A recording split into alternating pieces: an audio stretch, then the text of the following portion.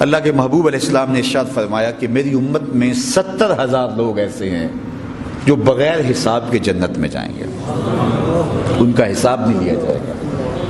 تو صحابہ نے عرض کی یا رسول اللہ وہ کون لوگ ہیں؟ تو آقا کریم نے فرمایا کانوا لا یکتوون، یہ وہ لوگ ہیں جو داغ نہیں لگاتے، بدن کے اوپر کوئی خاص نشان اور داغ جس طرح کچھ لوگ لگاتے ہیں، ایک تو یہ وہ لوگ ہیں۔ ولا یسترقون، اور یہ جائز رقیے نہیں کرتے، یہ ٹونے جادو اور جو ہے وہ چھو منتر اور عاملوں کے پاس جا کے تھوڑے سا مسئلہ ہوا تو دوڑ پڑے۔ قرآن مجید کے صورتوں کا رقیہ کرو نا، اگر تمہیں شک پڑا ہے کہ تمہارے گھر میں جادو ہے تو پڑھو نا سورہ بقرہ 40 دن روز گھر میں، جادو کا نشان بھی رہا تو بتانا۔ تو ہم بعض کو کہتے ہیں، بندہ کہتا ہے جی مجھے ایسے پڑتا ہے جس طرح میرے اوپر کسی نے جادو کر دیا، تو میں نے سورہ بقرہ پڑھو، کہتا ہے یہ تو 2.5 پارے کی ہے، تو ہمیں کوئی تویز ہی دے دیں آپ۔ ہم بھی شارٹ کٹ تلاش کرتے ہیں نا کہ روزانہ 2.5 پارے پڑھیں اور 40 دن پڑھیں، وہ کہتا ہے یہ تو مر گئے ہمیں تو ایک تعویذ چاہیے اور ہم جو ہے اپنے گھر رکھتے ہیں، ہمارے لیے یہی کافی ہے۔ تو قرآن مجید کا رقیہ کرو، صورتیں پڑھو، قرآن مجید کی مختلف صورتیں مختلف مصائب کا علاج بتائی گئی، ان کی تلاوت کرو۔ بعض لوگ کہتے ہیں جناب کوئی تعویذ دو کاروبار بہتر ہو جائے، میں کہتا ہوں سورہ واقعہ پڑھو، اتنی اکثیر ہے۔ حضرت عبداللہ ابن مسعود رضی اللہ تعالی عنہ کے پاس جب وہ آخری سانسوں پہ تھے، حضرت عثمان غنی آئے حال پوچھنے کے لیے، تو جب واپس جانے لگے تو انہوں نے 2 اشرفیوں کی تھیلیاں دی، کہا کہ یہ رکھ لیجئے، تو کہا مجھے تو ضرورت نہیں ہے، تو کہا کہ چلو آپ کو ضرورت نہیں، آپ کے بعد آپ کی بیٹیاں ہیں تو ان کو تو ضرورت ہوگی نا۔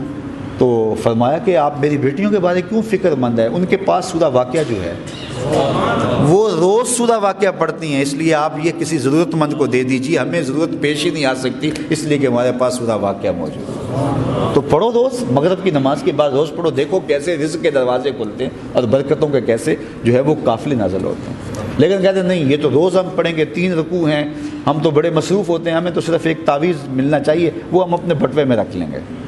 تو یہ عجیب صورتحال ہے، تو ہم یہ شارٹ کٹ تلاش کرتے ہیں۔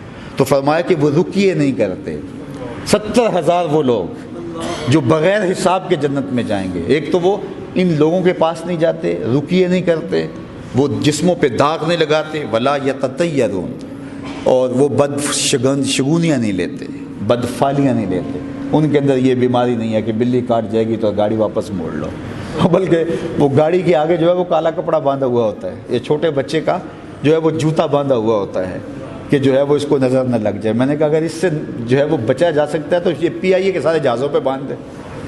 تو یہ عجیب کہانی ہے کہ جوتا باندھنے سے جو ہے وہ خیر ہو جائے گی، بلکہ میں ایک گھر گیا تو وہاں وہ یہ گھوڑے کی جو کھری ہوتی ہے لوہے کی، یہ بندھی ہوئی تھی، تو میں نے پہلی مرتبہ دیکھی، میں نے کہا یہ کیا؟ تو کہا جی بس وہ اس سے بڑا فائدہ ہوتا ہے۔ میں نے کہا اس کو ابھی اتارو، میرے بیٹھے بیٹھے اس کو اتارو، کچھ نہیں ہوگا، کچھ ہوتا ہے میں ذمہ دار، جو کچھ ہوتا ہے وہ اللہ کی طرف سے ہوتا ہے۔ اور جو ہے وہ جو یہ چیزیں تو یہ جاہلیت کی باتیں ہیں، یہ اپنی اولادوں کے اندر اچھی طرح راسخ کر دیں۔ جب حضور کا فرمان سن لیا کہ لا طیرہ ولا ادوا ولا حامتا ولا سفرا، تو پھر دوسری رائے ختم۔ اور یہ بعض کا میں نے دیکھا ہے لوگ بار بار آدھے گھنٹے پونے گھنٹے کی تقریر سننے کے بعد بھی اندر سے ڈر رہے ہوتے ہیں کہ اگر ایسا ہوا۔ یہ میں سمجھتا ہوں کہ میرے دل کے اندر کبھی یہ باتیں اس لیے نہیں آئی کہ ہم ابھی ہوش بھی نہیں سنبھلے تھے، ہمارے ماں باپ نے ہمارے کانوں کے اندر یہ چیزیں راسخ کر دی تھی۔ تو اس لیے مجھے اور آپ کو ضروری ہے کہ ہم اپنی اولادوں کی طبع کے اندر اس کو ابھی سے راسخ کر دیں کہ ان چیزوں کا کوئی اثر نہیں ہوتا، تاکہ پوری زندگی ان کی جو ہے وہ مشکل میں نہ گزرے، اور خاندان کے اندر ایک خاتون کو منحوس قرار دے کے اس سے زیادتی کر کے اس کو جو ہے وہ لوگوں کی نظروں کے اندر جو ہے وہ کیسا ثابت کرنا، بتائیے ذرا۔ کوئی خاتون نئی بیاہی آئی اور گھر کے اندر کوئی فوتگی ہوگی، نقصان ہو گیا، تو کہا یہ منحوس ہے جو آئی ہے۔ کسی غریب کی بیٹی تمہارے گھر آئی یا کسی اپنے ماں باپ کو چھوڑ کے تمہارے گھر آئی اور تم نے اس کو منحوس قرار دے دیا، اور جو ہوا وہ تمہاری بدعمالیوں کی سزا تھی، تمہاری ناحکمتی اور ناتدبیری کا ذریعہ اور سبب تھی۔ اللہ اکبر۔ تو حضور نے ارشاد فرمایا 70,000 لوگ میری امت سے بغیر حساب سے جنت میں جائیں گے، اور وہ لا یکتوون، ایک تو وہ داغ نہیں لگوائیں گے جسم، یہ وہ لوگ ہیں جو جسم پہ داغ نہیں لگواتے، ولا یسترقون، اور وہ رقیہ نہیں کرتے، یہ جادو ٹونوں کے چکر میں نہیں پڑتے، ولا یتطیرون، اور وہ بدشگونی نہیں لیتے، وَعَلَىٰ رَبِّهِمْ يَتَوَكَّلُونَ، اور وہ اپنے رب پر توکل کرتے ہیں۔ 70,000 لوگ جو ہیں وہ فرمایا بغیر حساب کی جنت میں جائیں گے۔ جب حضور نے یہ فرمایا تو عکاشہ بن محسن کھڑے ہو گئے، صحابی تھے۔ عرض کی حضور دعا کیجئے اللہ تعالیٰ جل شانہ مجھے ان 70,000 لوگوں میں سے کر دے۔ تو فرمایا کہ اللہ نے تجھے ان میں سے کر دیا۔ 70,000 لوگ بغیر حساب کے، اللہ ہمیں ان 70,000 لوگوں میں شامل فرمائے۔ ہم حساب دینے والے نہیں ہیں، بہت کمزور ہیں، ہمارے اعمال میں کوتاہیاں ہیں۔